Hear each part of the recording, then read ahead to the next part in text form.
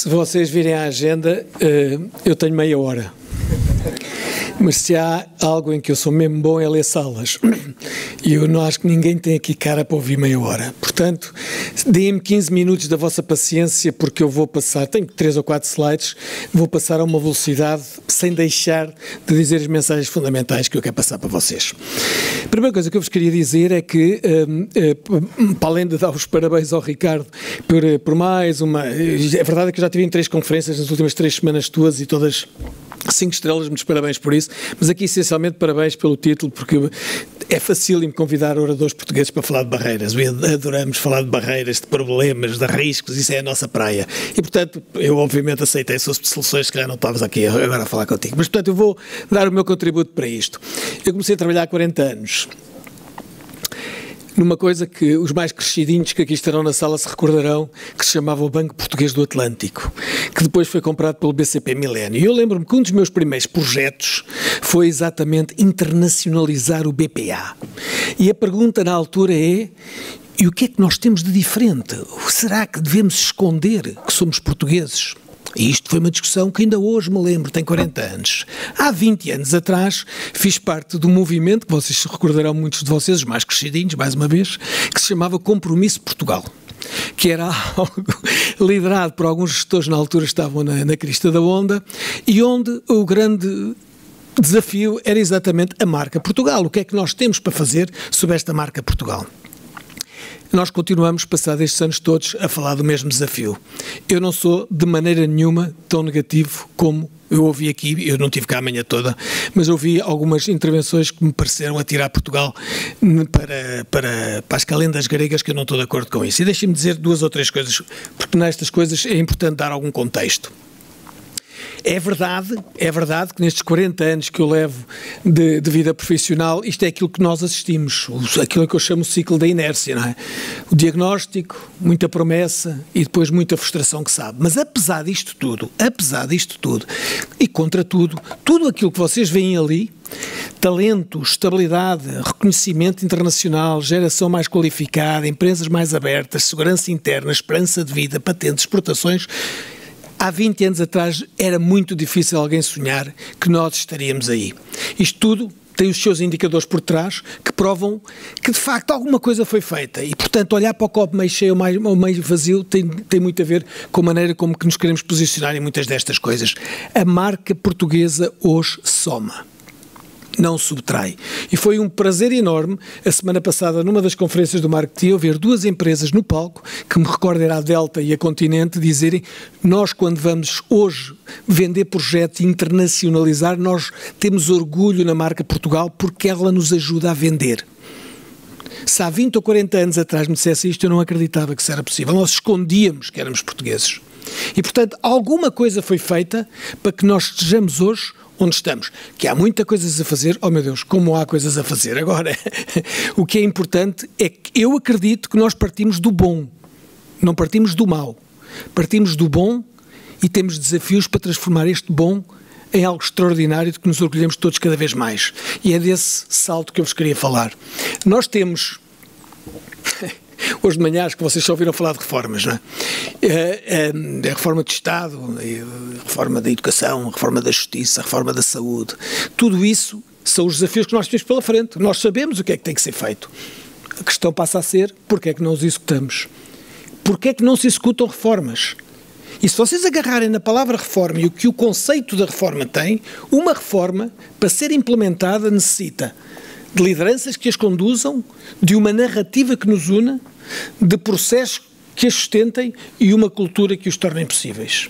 Se nós nos pusermos de acordo que só com estes 4 eixos uma reforma é possível, pois ali tem as barreiras, e é delas que eu vos vou falar. Primeira, onde é que estão as lideranças inspiradoras? Nós temos muitos chefes a dar ordens, como sabemos, mas lideranças inspiradoras, aquilo que nós na Católica chamamos o líder responsável, que é aquela liderança que é capaz de ter uma visão, de alinhar as suas pessoas atrás disto, que declara os seus valores E declarar os valores não é dizer eu sou ético, já sabemos que somos éticos. É dizer coisas básicas, como eu sou pontual. Se eu digo que sou pontual, amanhã não vou chegar atrasado 5 minutos à reunião, porque até o corpo me vai doer. Alguém que alinha, marca uma visão e tem os valores que pautam esse caminho, tem meio caminho andado para fazer. Mas depois não é só isso, há outras práticas de liderança que são fundamentais. Coisas como ser capaz de deixar-se questionar. Aquele tipo de líder que está ali para servir, que não está para ser servido. Isto é uma liderança verdadeiramente inspiradora e que, no fundo, traz outro traço junto a isto, que é aquilo que eu chamo o liderar com o coração. Porque quando se lidera com o coração, nós temos consciência que à nossa frente, seja na liderança pública, seja na liderança privada, dá igual, nós lideramos seres humanos.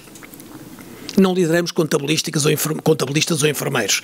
E quando eu digo isto, estou sempre a dizer o mesmo, que é, ninguém deixa à entrada da empresa a pele de pai, ou de sportinguista, ou de amante de cães, entra tudo lá para dentro, é uma chatice, é aquilo que a gente tem para gerir. Isto é o líder inspirador que se espera. E se vocês olharem para aquele estudo que nós fizemos, que eu creio que eu pus aí de alguma maneira, este estudo, que é uma coisa que fizemos há cerca de 2 anos, onde nós perguntámos a centenas e centenas de executivos portugueses o que é um líder inspirador. Não, a pergunta não era essa, o que é um líder responsável, e se calhar muitos de vocês participaram nesse estudo, saíram dali 5 atributos: a honestidade, a integridade, a humildade, a autenticidade e o ser fonte de inspiração. Humildade, honestidade, integridade, fonte de inspiração e autenticidade. Vocês lideram e são liderados. Tentem passar, quem vos lidera, o que é que os vossos liderados pensam de vocês e esse filtro começa a ser um bocadinho complicado. Portanto, nós precisamos de líderes destes para fazer a diferença. Sem isso, é difícil haver alguma reforma. Segundo, uma narrativa. Nós precisamos de uma narrativa. Este país não tem narrativa. Se eu falar de design, de moda, estou a falar de Itália. Se eu falar de elegância, de romance, estou a falar de França. Se eu falar de garra, paixão, espetáculo, estou a falar de Espanha. E agora e nós? Pastel de nata, Cristiano Ronaldo. Tem que ser muito mais que isto. Nós temos que criar essa narrativa que seja verdadeiramente inspiradora. Temos que criar um propósito que nos alinhe. Há um colega meu, que é o Ricardo Tomé, que tem uma proposta que deveria ser bastante pensada, que é, neste mundo das plataformas em que vivemos, que é o Uber não tem carros, o Spotify não tem música, o Airbnb não tem casas. Vivemos no mundo das plataformas, que a proposta dele é desenhar uma narrativa à volta do país plataforma. Não é o país produto, não é o fado, não é a comida, não é a praia, não é o sol, mas é esta plataforma que nos une tanto, que tem a ver com a inovação, com a emoção, porque nós somos reconhecidos. E essa plataforma, uma espécie de uma app Portugal, que é uma narrativa que é capaz de ser muito, muito inspiradora. E isso, eu não sei a vossa experiência quando vocês convivem com os expatriados em Portugal, mas os executivos que cá vivem, estrangeiros, são muito consistentes a dar-me sempre a mesma mensagem. Se vocês têm alguma coisa que vos diferencia, é a enorme capacidade de conjugar a tradição com a inovação. Nós vemos história em Portugal com 900 anos, mas também vemos uma enorme capacidade de criativa e de inovação. E é por aí que provavelmente a narrativa tinha que passar. Terceiro, processo. Meu Deus, isto é... Nós odiamos processos como os portugueses, é uma palavra que nos põe a dormir. Mas sem processos não acontece nada. Nós podemos ter a melhor narrativa do mundo, mas se não somos capazes de criar algo... Quem faz o quê, quando? Básico, quem faz o quê, quando? Como é que nós vamos criar os milestones que medem progresso? Os KPIs, que a Ana há bocadinho estava a falar, os KPIs que medem êxito. Esse processo tem que lá estar. Quantas vezes eu não vejo apresentações em que falta o básico, que é o último slide, próximos passos? Não se vê. Acabar uma reunião em que temos que fazer coisas e não se marca a reunião seguinte. Ou seja, o que não está na agenda não acontece. Isto é básico, como vocês sabem tão bem como eu. Mas este processo é algo que para nós portugueses é muito complicado. Portanto, nós vivemos naquilo que eu chamo aqueles arranques entusiasmados e depois os abandonos silenciosos, como eu lhes chamo. E isso é que tem sido a trajetória e muitas destas reformas têm que ser feitas. Finalmente, o desafio da cultura. Exatamente porque me fui obrigado a refletir sobre isto, eu fui descobrir algo que escrevi para essa história do Compromisso de Portugal, aqui há uns anos, há 20 anos, e aquilo que eu escrevi na altura eu podia ler e era o meu discurso hoje.